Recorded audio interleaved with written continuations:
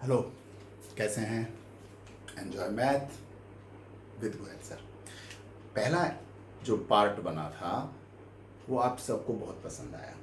एक तो इसका बहुत बहुत धन्यवाद, आपने पढ़ा, इसका धन्यवाद। और कईयों के कमेंट्स भी आए थे, कईयों के फ़ोन पर भी बातचीत हुई, तो अच्छा लगा जब बच्चों ने इसको पसंद किया और उससे उन्हें वो कॉन्सेप्ट 10वीं का जिससे अक्सर डरते हैं, ईडीएल, यूक्लिड डिवीजन लीमा, वो आपको क्लियर हुआ।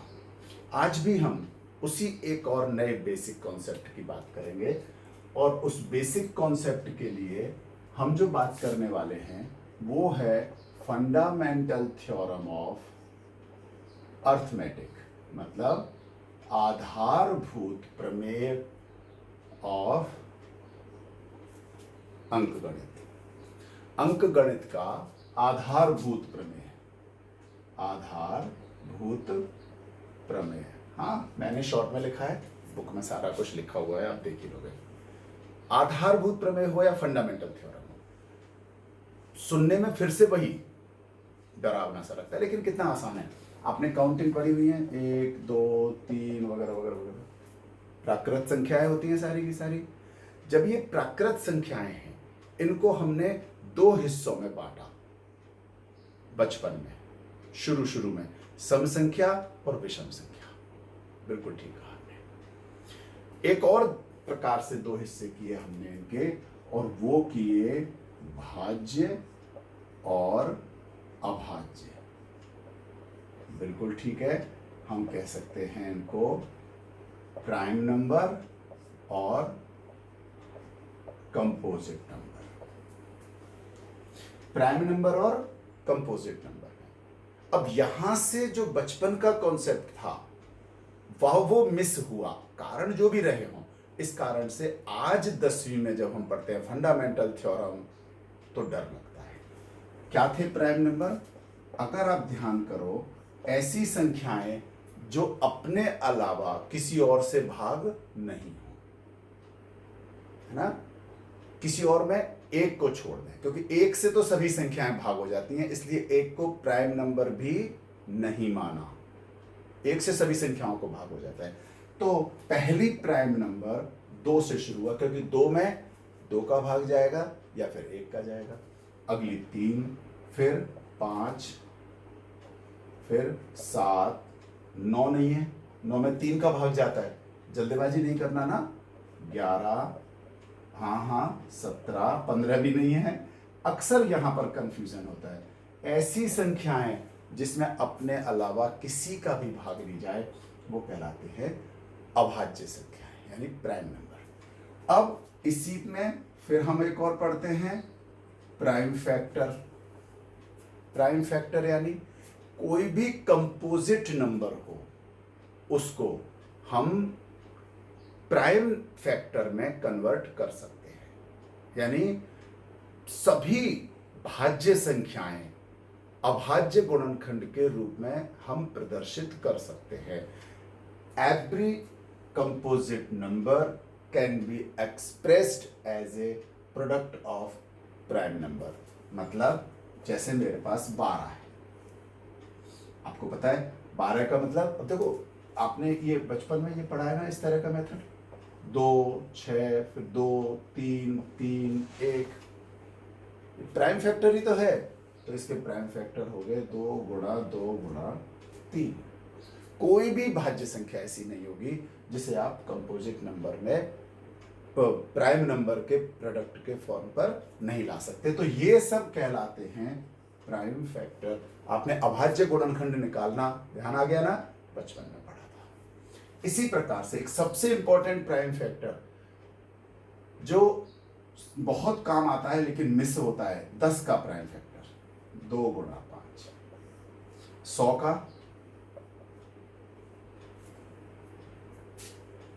है ना आसान? नहीं, आसान है। 100 मतलब 10 गुणा 10। देखो अब थोड़ा सा स्टैंडर्ड से पढ़ते हैं ना, 100 मतलब 10 गुणा 10, और 10 का मतलब 2 गुणा 5, तो फिर से 2 गुणा 5, इसका मतलब 2 गुणा 2, 5 गुणा 5। हर बार ऐसे ही जाए जरूरी नहीं है,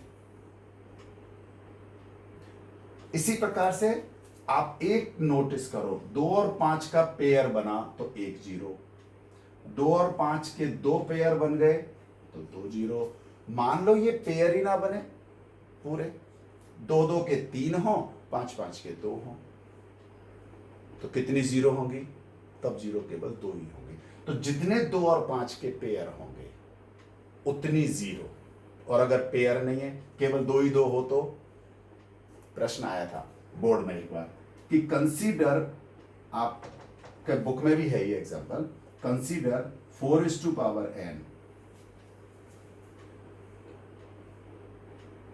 आपको जहां n प्राकृत संख्या है, नेचुरल नंबर है, आपको वह बताना है कि इसके एक्सपेंड करने पर, इसको सॉल्व करने पर वंस प्लेस पर जीरो कब आएगा। यानी n की कौन सी वैल्यू ऐसी हो, या क्या n की ऐसी कोई वैल्यू हो सकती है क्या जिसके कारण से इसका जो एक्सपेंशन हो, इसका जो सॉल्यूशन हो, या इसका जो सॉल्व करने पर आए उसके वंस प्लेस पर जीरो आ जाए। हालांकि उन्होंने भाषा दूसरी लिखी हुई है, भाषा लिखी हुई है एंड विद जीरो, यानी इसको, इसकी वैल्यू एंड विद जीरो हो, यानी वंस प्लेस पर जीरो आए। अब आप लोगों ने तो पढ़ा हुआ है कि वंस प्लेस पर जीरो लाने के लिए 2 और 5 का गुणा चाहिए, जबकि इसके फैक्टर आप करो तो 2 गुणा 2 की पावर n। 5 आ सकता है क्या? आ ही नहीं सकता। दोबारा n की पावर 1 होगी तो 2 गुणा 2, n की पावर 2 होगी तो यही और एक बार आ गया, 2 इंटू 2 इंटू 2 इंटू 2 इंटू 2। 3 हुई तो 2 into 2 into 2 into 2 into 2 into 2। जब 5 आ ही नहीं सकता क्योंकि 4 के फैक्टर में 5 नहीं है, तो पावर में कितना भी लिखा हो, यहां तक कि कई बच्चे कंफ्यूज होते हैं कि जी 4:10 हो, तो 4:10 का मतलब 4 10 टाइम्स मल्टीप्लाई हो रहा है, ना कि 4 इंटू 10 हो रहा है।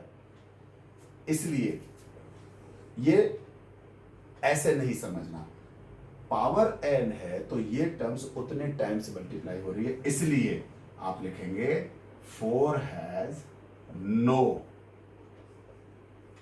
फैक्टर ऑफ 5, इसका कोई भी प्राइम फैक्टर नहीं है। अभाज्य गुणनखंड 4 का 5 नहीं आता, या चलो नहीं को छोड़ देते, मैंने कहा ना भाषा पर नहीं जाना, सेंस समझना, कॉन्सेप्ट समझना। आप ऐसा भी कह सकते हो कि 4 के अभाज्य गुणनखंड केवल 2 है, 5 नहीं आता, अतः इसके एंड अंत में जीरो नहीं आएगा। ठीक हो गया ना ये चीज? अगली चीज चलते हैं। अभी एक नाम आया था अभाज्य गुणनखंड, अभाज्य गुणनखंड। देखो ये सारी चीजें आप पहले पढ़ चुके हो कि नहीं, बस इन्होंने 10वीं में दे दी है, सारा कुछ पहले का है। अभाज्य गुणनखंड, आपने अभाज्य गुणनखंड निकालना आता है, इस अभाज्य गुणनखंड के आधार पर HCF निकालना और LCM निकालना। एक प्रश्न करते हैं कि find HCF and LCM of 72 and 120। तो हम क्या करेंगे, सबसे पहले 72 के ऐसे ही करते हो ना, 2 से, क्योंकि प्राइम नंबर से ही तो देते हैं, 36, फिर 2 18, फिर 2 9, फिर 3, फिर 3, ऐसे ही 120 के कर लेते हैं। पहले 2, फिर 2, फिर 2, फिर 3, फिर 5। तो हम लिखेंगे 72 इक्वल टू, अब इतने सबको मल्टीप्लाई करके लिखना है, लेकिन 10th में थोड़ा सा चेंज कर लो। 2 कितनी बार है? 3 बार, तो 2:3। 3 कितनी बार है? 2 बार। हाँ, बहुत ज्यादा नहीं लिखते, इसलिए इसको, क्योंकि पावर पढ़ चुके होते हैं इसलिए हम इसको ऐसा लिख देते हैं। ऐसे ही जरा 120 लिख दो, 120 के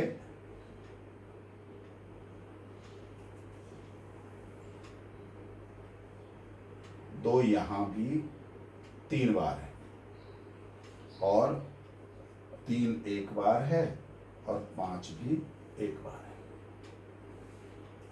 अब इसमें अगर आप ध्यान से देखो तो HCF निकालने के लिए आपने अगर ऐसे देखे तो कॉमन, जो भी कॉमन आ रहा होगा ऐसे सर्कल करते थे तो वो HCF हो गया। वही तो 10वीं में है। फर्क क्या है, पावर लिख देने के कारण से थोड़ी सी भाषा बदल गई। भाषा क्या बदल गई कि HCF के लिए हम दोनों में कॉमन जो नंबर होंगे उनके मिनिमम पावर वाले को लेंगे। जैसे यहाँ तो 2 की पावर 3 है, यहाँ भी 2 की पावर 3 है, कॉमन भी है ना 2, और कम से कम भी 3 ही है, तो 2 की पावर 3 गुणा 3 की पावर 2 है, और यहाँ 3 की पावर 1 है। कॉमन तो है 3, लेकिन कम पावर इसमें है, तो ये HCF हो गया। सिंपल। अब 2 की पावर 3 यानी 8, 3 से गुणा हुआ 24 हो गया। वहीं यदि मुझे LCM निकालना हो तो highest power of all prime factors, highest power लेनी है। इन दोनों में हाईएस्ट भी यही है, इन दोनों में हाईएस्ट में 3 की पावर 2 है। आप कह सकते हो जी 5 तो अकेला ही है, कॉमन ही नहीं, तो इसमें कॉमन की जरूरत नहीं है। सबसे पहले जो कॉमन का हाईएस्ट बचा 5, तो फिर ये, तो ये हो गया आपका LCM। आपने देखा कितना सिंपल है। एक इसी से जुड़ा हुई बात है कि HCF 2 संख्याओं का,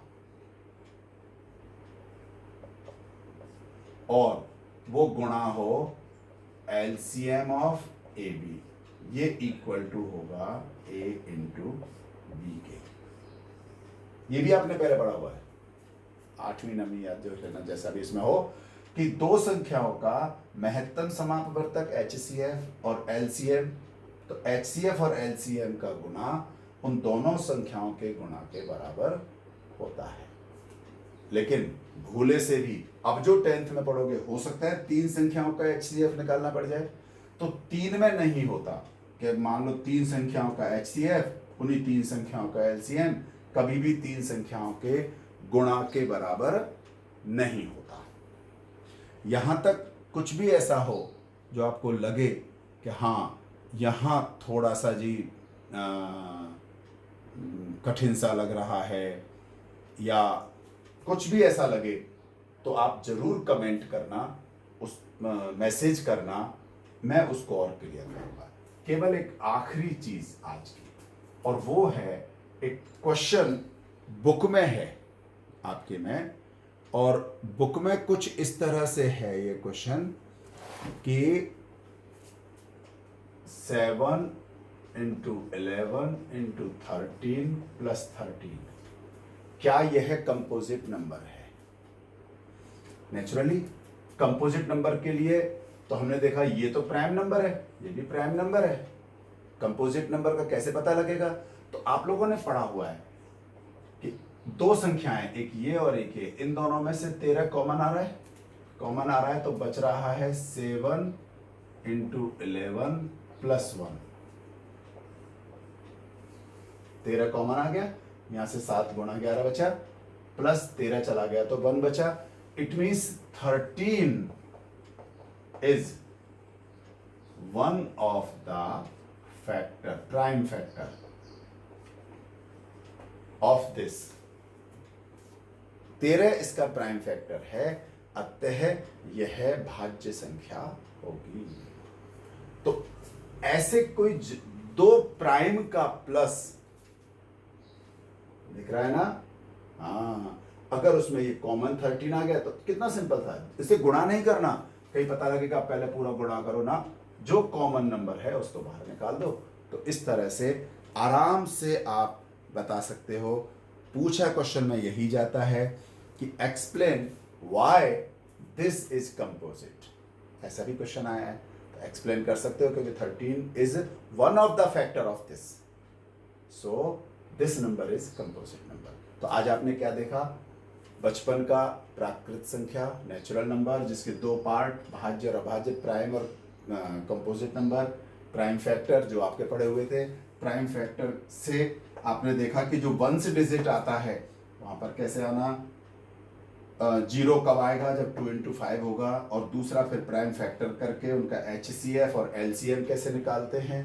जो कॉमन फैक्टर के लोएस्ट पावर होगी उसका प्रोडक्ट HCF हो जाएगा, और जो कॉमन फैक्टर के या सारे फैक्टरों के प्राइम फैक्टर्स में जो हाईएस्ट पावर होगा, मैं केवल यहाँ कॉमन नहीं कह सकता क्योंकि कॉमन में तो केवल ये आ रहा है, 5 तो कॉमन नहीं है, तो कॉमन के हाईएस्ट पावर और जो रिमेन्स हैं उनका मल्टीप्लिकेशन हम कर दें तो हमारा LCM आ जाता है। इस तरह से आपने देखा बहुत ही आसानी से आप इस 10वीं के इस फंडामेंटल थ्योरम ऑफ अर्थमेटिक, आधारभूत प्रमेय, यही आधारभूत प्रमेय है। ठीक है, सो एंजॉय मैथ्स। हाँ हाँ बिल्कुल बिल्कुल, विद गोयल सर।